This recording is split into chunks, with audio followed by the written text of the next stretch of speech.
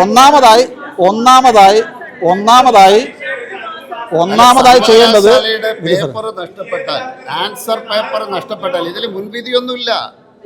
ഇതിൽ ഒരു മുൻവിധിയില്ല.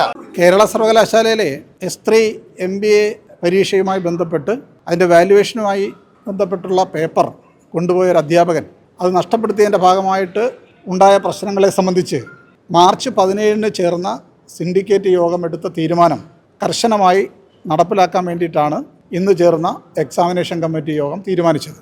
അന്ന് ഈ പ്രശ്നം സർവകലാശാലയുടെ ശ്രദ്ധയിൽപ്പെട്ടപ്പോൾ തന്നെ എക്സാമിനേഷൻ കമ്മിറ്റി വിളിച്ചു ചേർത്ത് 71 വിദ്യാർത്ഥികൾക്ക് വളരെ വേഗത്തിൽ പരീക്ഷ നടത്തണമെന്നൊരു തീരുമാനമാണ് സിൻഡിക്കേറ്റിലേക്ക് വിട്ടത്.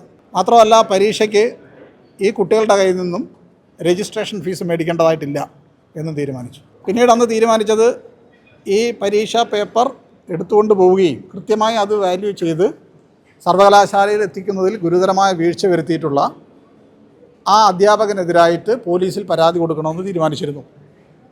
മറ്റുള്ള കാര്യങ്ങൾ അദ്ദേഹത്തെ ഹിയർ ചെയ്തിട്ട് കൂടുതൽ നടപടി എടുക്കാം എന്നായിരുന്നു 17 സിൻഡിക്കേറ്റ് തീരുമാനിച്ചത്. ഈ സാഹചര്യത്തിലാണ് നിങ്ങൾ മാധ്യമങ്ങൾ ഈ പ്രശ്നങ്ങൾ കൂടുതലായി പൊതുസമൂഹത്തിനിടയിൽ ചർച്ച ചെയ്യപ്പെടുന്ന രീതിയിലുള്ള വാർത്തകൾ കൊടുത്തത്. ഈ സാഹചര്യത്തിലാണ് വൈസ് ചാൻസലർ വീണ്ടും എക്സാമിനേഷൻ കമ്മിറ്റി ഒന്ന് കൂടി ഇത് കൂടുതൽ കാര്യങ്ങൾ പരിശോധിക്കണം എന്ന് ആവശ്യപ്പെട്ടുകൊണ്ട് എക്സാമിനേഷൻ കമ്മിറ്റി വിളിക്കാൻ ചുമതലപ്പെടുത്തിയത്. അതിൻ്റെ അടിസ്ഥാനത്തിലാണ് ഇന്ന് എക്സാമിനേഷൻ കമ്മിറ്റി കൂടിയത്. ആ യോഗത്തിൽ എടുത്ത ഒന്നാമത്തെ തീരുമാനം ഞാൻ നേരത്തെ പറഞ്ഞതുപോലെ 17/3 എടുത്ത സിൻഡിക്കേറ്റ് തീരുമാനം കർശനമായി നടപ്പിലാക്കുക എന്നുള്ളതാണ്. തീരുമാനം എന്താണെന്ന് ഞാൻ നേരത്തെ പറഞ്ഞല്ലോ. യെസ്. രണ്ടാമത്, ഈ പരീക്ഷ ഏപ്രിൽ 7 ഈ കുട്ടികൾക്ക് നടത്താൻ വേണ്ടിയിട്ടാണ് സർവകലാശാല തീരുമാനിച്ച് അതിൻ്റെ ഇൻറ്റിമേഷൻ കുട്ടികൾക്ക് അയച്ചു കൊടുത്തിരിക്കുന്നത്. മറ്റൊന്ന്, ഈ അധ്യാപകൻ ICM പൂജപ്പുര എന്ന് പറഞ്ഞ സ്ഥാപനത്തിലെ ഗസ്റ്റ് ലെക്ചററാണ്. അദ്ദേഹത്തെ സർവകലാശാലയുമായി ബന്ധപ്പെട്ടിട്ടുള്ള മുഴുവൻ പരീക്ഷാ ജോലികളിൽ നിന്നും ഡീബാർ ചെയ്യാൻ വേണ്ടിയിട്ടാണ് കഴിഞ്ഞ സിൻഡിക്കേറ്റിനേക്കാൾ അധികരിച്ച് ഒരു നടപടി ഇപ്പോൾ എടുത്തിരിക്കുന്നത്. അദ്ദേഹത്തെ പരീക്ഷാ ജോലികളിൽ നിന്ന് ഡീബാർ ചെയ്യാൻ തീരുമാനിച്ചിട്ടുണ്ട്, പെർമനൻ്റായി. മറ്റൊന്ന്, ICM പൂജപ്പുര അതിൻ്റെ സ്ഥാപന മേലധികാരിയോട് ഇത്തരത്തിൽ ഗുരുതരമായ വീഴ്ച വരുത്തിയിട്ടുള്ള അധ്യാപകനെതിരായി ശക്തമായ നടപടി സ്വീകരിക്കണം എന്ന് സർവകലാശാല ആവശ്യപ്പെടാൻ തീരുമാനിച്ചു. അതോടൊപ്പം തന്നെ ഞങ്ങളും അവരും തമ്മിലൊരു MOUവിലാണ് ഈ സ്ഥാപനം മുന്നോട്ട് കൊണ്ടുപോകുന്നത്.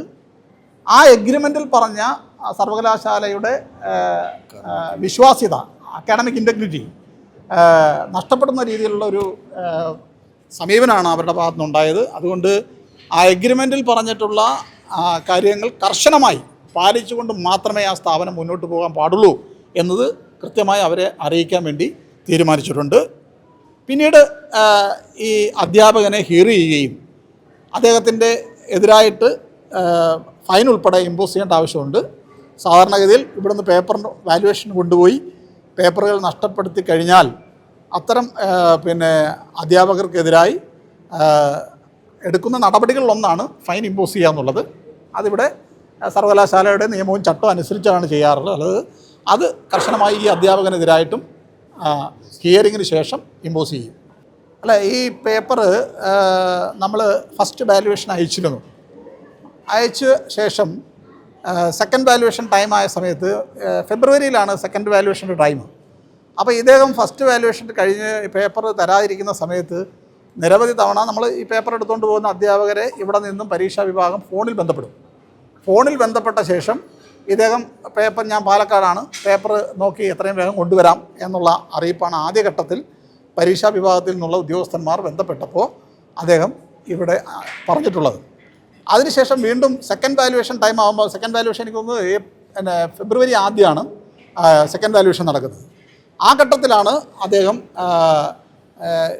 14-ാം തീയതി കൂടി, ഫെബ്രുവരി 14-നാണ് അദ്ദേഹം പറയുന്നത് എൻ്റെ കയ്യിൽ നിന്നും ഈ പേപ്പർ നഷ്ടപ്പെട്ടിരിക്കുന്നു. 14/1 ജനുവരി 14-നാണ് അദ്ദേഹം പറയുന്നത് എൻ്റെ കയ്യിൽ നിന്ന് ഈ പേപ്പർ യാത്രാമധ്യം നഷ്ടപ്പെട്ടു എന്ന് പറഞ്ഞു.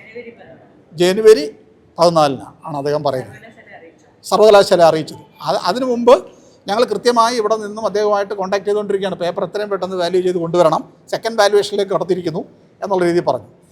അപ്പം ഇദ്ദേഹം പേപ്പർ നഷ്ടപ്പെട്ടു എന്നുള്ള വിവരം ഇവിടെ അറിയിച്ചപ്പോൾ തന്നെ നമ്മൾ ബന്ധപ്പെട്ട ഫയൽ വൈസ് ചാൻസലർക്ക് അയച്ചു.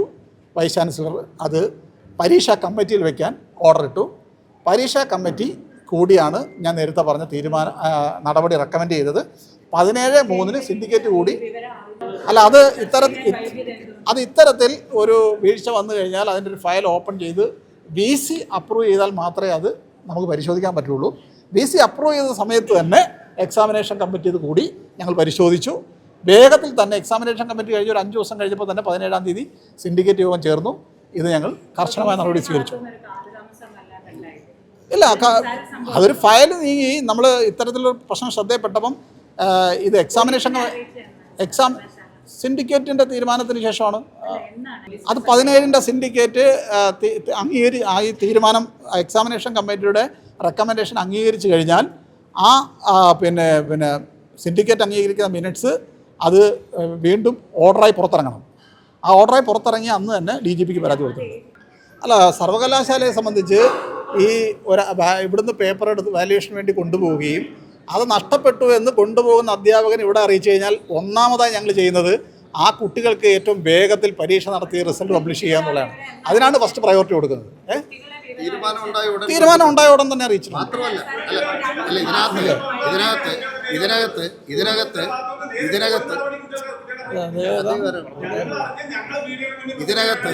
സർവകലാശാല സിൻഡിക്കേറ്റ് എടുത്തിരിക്കുന്ന തീരുമാനത്തിൽ എല്ലാം കൊടുത്തിട്ടുണ്ട്, പരാതിയിൽ കൊടുത്തിട്ടുണ്ട്. അതാണ് പറയാൻ പോകുന്നത്. സർവകലാശാലയ്ക്ക് ഇത് സംബന്ധിച്ച് തീരുമാനമെടുത്ത ഉടൻ തന്നെ സർവകലാശാല ഒന്ന് പറഞ്ഞോട്ടെ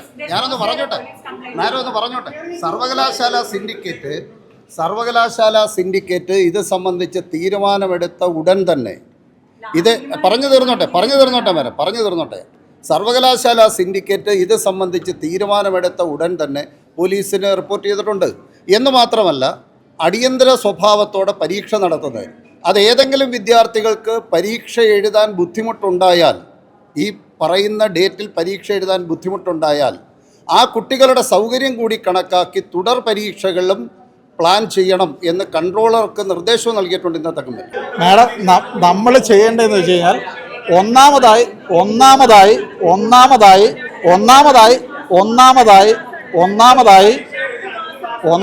ചെയ്യേണ്ടത് പേപ്പർ നഷ്ടപ്പെട്ടാൽ, ആൻസർ പേപ്പർ നഷ്ടപ്പെട്ടാൽ ഇതിൽ മുൻവിധിയൊന്നുമില്ല. ഇതിൽ ഒരു മുൻവിധിയില്ല.